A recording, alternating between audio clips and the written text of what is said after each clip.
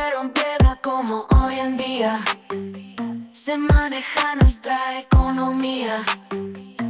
De bronca todo lo incendiaría y sufría tremendo disgusto, porque el pan que regalaba gusto. Cuesta un huevo en la panadería. Ni Calígula, Claudio, Tiberio se ocuparon de algo tan serio que le hubiera dejado el imperio. Bien marcado parece el camino, ese que Domínguez e Infantino recorren traspaso y trascalada a dar volando a toda la manada. Se hipoteca por una entrada.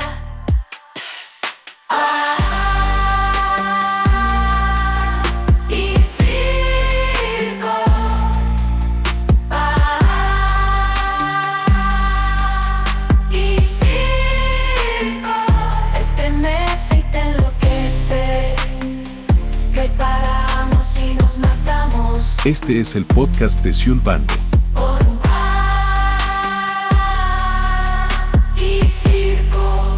El ego y mis alter ego presentan Prolimpio, Baitam y Cafetín. La expresión pan y circo, que solemos utilizar de manera peyorativa, para descalificar a un gobierno, como seguramente todos sabemos, se origina en la República Romana.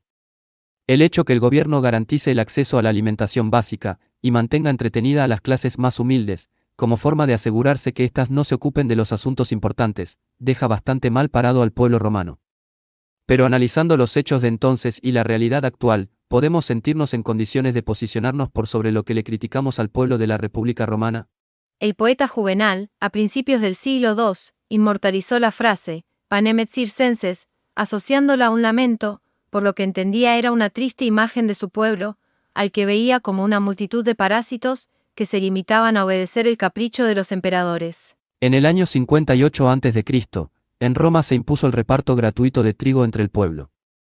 Es decir, que a partir de entonces, el Estado corría con todos los gastos de la alimentación de la plebe romana.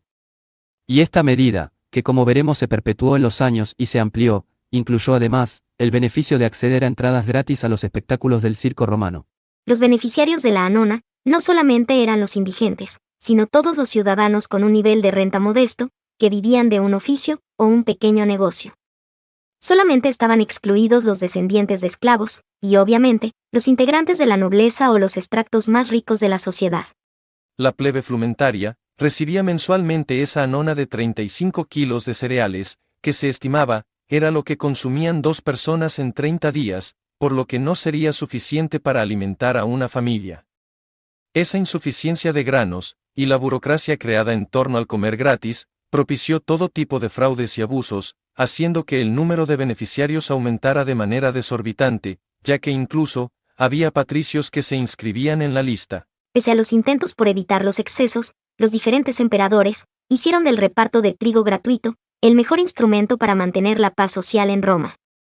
Con el tiempo, y al agravarse la crisis económica, la anona se convirtió en la tabla de salvación de las clases desfavorecidas. Fue así como a finales del siglo III, los emperadores, además de mejorar el sistema de aprovisionamiento, empezaron a repartir, no harina, sino pan cocido en grandes hornos industriales, además de aceite, carne de cerdo y vino, a un precio rebajado. Prolimpio, especialistas en productos de limpieza, está presentando El ego y mis alter ego, el podcast de Ciulbango, en 1011 creaciones. Pasaron más de 2000 años, y tanto las problemáticas, como las medidas paliativas y sus falencias burocráticas, no han variado.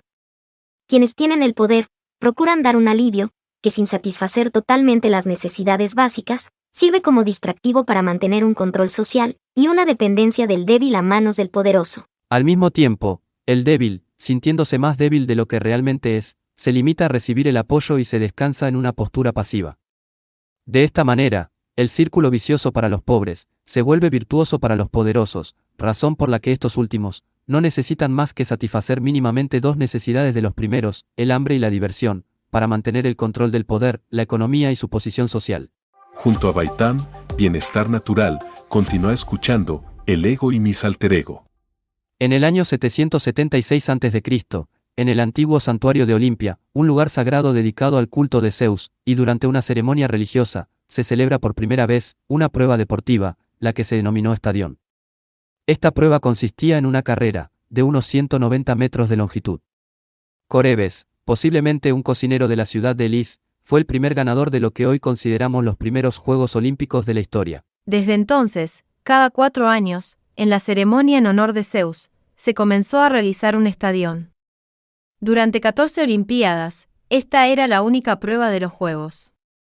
En el año 724 a.C., se incorporó una segunda prueba, la que se denominaba Diaulos, que consistía en correr 2 estadión, sumándose 4 años más tarde, el Dolichos, una carrera de resistencia de 24 estadión. El pentatlón, el pugilismo, la lucha, las carreras de caballos, fueron las disciplinas que se incorporaron con los años, para que, como era costumbre, compitieran hombres libres, griegos y con un pasar económico suficiente como para costear los entrenamientos. Pruebas que no tenían otra recompensa que el honor, una corona de olivos y el reconocimiento de su ciudad. Solo se premiaba al ganador. Salir segundo era deshonroso. El ganador obtenía el reconocimiento de su pueblo, y a él no le faltaría comida ni honores, incluso se llegaron a erigir estatuas de los triunfadores, solamente por el hecho de haber ganado la competencia. El éxito de los Juegos de Olimpia hizo que otras ciudades griegas comenzaran a organizar sus propias competiciones, muchas de ellas comprendidas dentro del periodo de la Olimpiada, y en honor de Poseidón, Delfos y Apolo, incluyendo algunos de estos juegos, pruebas artísticas, fundamentalmente musicales. Los juegos se realizaban en medio de una tregua sagrada, de manera que todo el mundo griego se uniera en torno a una lengua, una cultura y una religión. Hasta que en el año 146 a.C., los romanos invaden Corinto y dominan el mundo griego. Pero los juegos, no solamente persisten, sino que inspiran a los romanos a organizar sus competiciones. Como todo tiene que ver con todo, en el siglo IV, cuando el cristianismo se convierte en la religión del Imperio Romano, el emperador Teodosio I, al prohibir los ritos y cultos paganos, prohíbe los Juegos Olímpicos. Pasaron 1500 años, para que en Francia, en 1894, el barón Pierre de Coubertin, que como recién decía Margarita, todo tiene que ver con todo, era masón, organiza en París el primer Congreso Olímpico, que daría lugar al Comité Olímpico Internacional, organizador de los Juegos Olímpicos modernos. Incluite al debate de este podcast con un buen cafetín. Cafetín te incluye. Cafetín, un producto Tinkers. La historia de los Juegos Olímpicos modernos es por demás conocida. Y si bien no son los Juegos Olímpicos en sí mismo los que nos traen hasta aquí, en base a las preguntas planteadas en el capítulo anterior, el recorrer la historia siempre nos aporta elementos para el análisis, y por tanto, para nuevas preguntas. La diversión y el entretenimiento, como distractivo de temas importantes, dejó de ser una inversión para los poderosos, como lo era en la época del Imperio Romano, para convertirse en uno de los emprendimientos más rentables en la actualidad. El pueblo pasó de ingresar gratis al circo romano, a pagar entrada, comprar butacas, comprar palcos, pagar suscripciones a redes de cables para poder ver los eventos en sus pantallas, y hasta participar de apuestas sin moverse de su sillón. Pero en el medio de eso, pasaron 1000 años. 1000 años, que prácticamente borramos de un plumazo de la historia.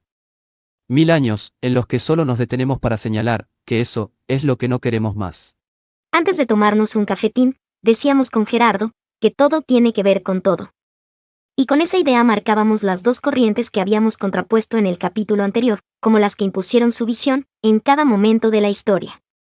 Hablamos del poder de la Iglesia, y del de las sociedades secretas masónicas, o paramasónicas. Si bien la Edad Media es reconocida como tal un siglo después de Teodosio, a juicio de varios historiadores, y a juicio nuestro, la adquisición del catolicismo como religión oficial, es el punto de inflexión para la caída del Imperio Romano de Occidente. Y tras esa caída, lo que hoy conocemos como mundo occidental, pasa a regirse por las leyes de Dios. El relato que tenemos adquirido de esos años, que justo es decirlo es escrito por quienes le pusieron punto final a aquella era, habla de una sociedad, basada en un sistema de represión, control, y apego irrestricto a las costumbres religiosas, las que priorizan lo espiritual por lo corporal. Como contrapartida, el periodo que veníamos tomando como referencia, para intentar preguntarnos mejor sobre nuestro hoy, es decir, el posterior al mal llamado descubrimiento de América, inicia un proceso de renovación y libertad.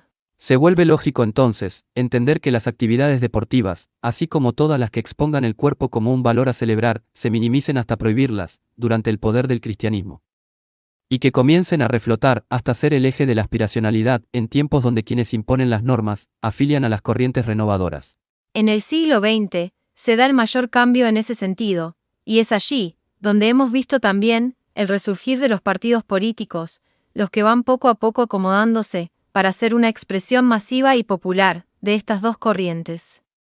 El inicio del Uruguay moderno, une claramente al vallismo con las corrientes masónicas, y al herrerismo el cristianismo. Con el paso de los años, se van dando cambios y variables, que en esencia no afectan mayormente este entramado, más allá que hoy en día, se podría decir que el Frente Amplio, pasó a ocupar el lugar histórico del vallismo, y que grupos como Cabildo Abierto, aparecen en apoyo, al fortalecimiento del sector más afín a las ideas cristianas. Pero desde hace casi medio siglo, hemos vivido y convivido con hechos, que muchos han subestimado, a pesar que nos marcan una clara señal. En la misma zona del continente donde se inició el proceso revolucionario, al grito de libertad de Simón Bolívar, los carteles de la droga, entran a mostrar, que su poder económico no les es suficiente, y que buscan tener, una participación mayor en el poder real. Colombia, marca pautas de lo que se vendría.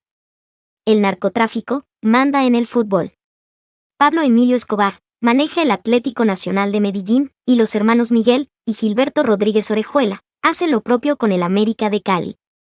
Las historias que cuentan futbolistas, dirigentes y árbitros, que participaron del fútbol de los años 80, hablan de una realidad, que hoy, sin decirlo con todas las letras, todos quienes están en el fútbol asumen se mantiene. Posiblemente, ha cambiado el impacto de la violencia, y sin duda, ha cambiado la calidad de la presentación de los hechos, y del show. Pero los últimos mega eventos deportivos han mostrado una serie de contradicciones y sinsentido, que parecen poner en evidencia, que no estamos ante errores de planificación, estrategias u organización, sino una puja interna, que se da delante de nuestros ojos, y que no somos capaces de reconocer. ¿Podemos creer que realmente se pueden cometer errores tan groseros en una organización de ese nivel? Si fuera así, es porque asumimos que estamos ante un consumidor que rápidamente olvida los hechos y se lo conquista con un simple efecto estimulante. O efectivamente, el poder histórico ha subestimado a estas nuevas organizaciones. Para ir en busca de nuestras preguntas, que nos acerquen a encontrar estas respuestas, en el próximo capítulo, volveremos a recurrir al siempre sorprendente pueblo natal de Seúl, para desde una moción de un edil, que contó solamente con su voto, y que solicitaba proscribir un partido político de toda instancia electoral en el Uruguay, iniciar un cuestionamiento sobre nuestro verdadero sentir democrático. Hasta aquí hemos llegado, por Prolimpio presentado, con Baitam y Cafetín, esto le ponemos fin, más vueltas que ese San Quintín, en el podcast hemos dado para dejar estampado un enredado de la historia, de la mala memoria de esta sociedad dudosa, que como quien no quiere la cosa, va mirando pa'l costado que ha pinchado y lastimado por las espinas de la rosa. Este es el podcast de Seúl Bango. El ego y y mis alter ego. Presentan Prolimpio, Baitam y Cafetín.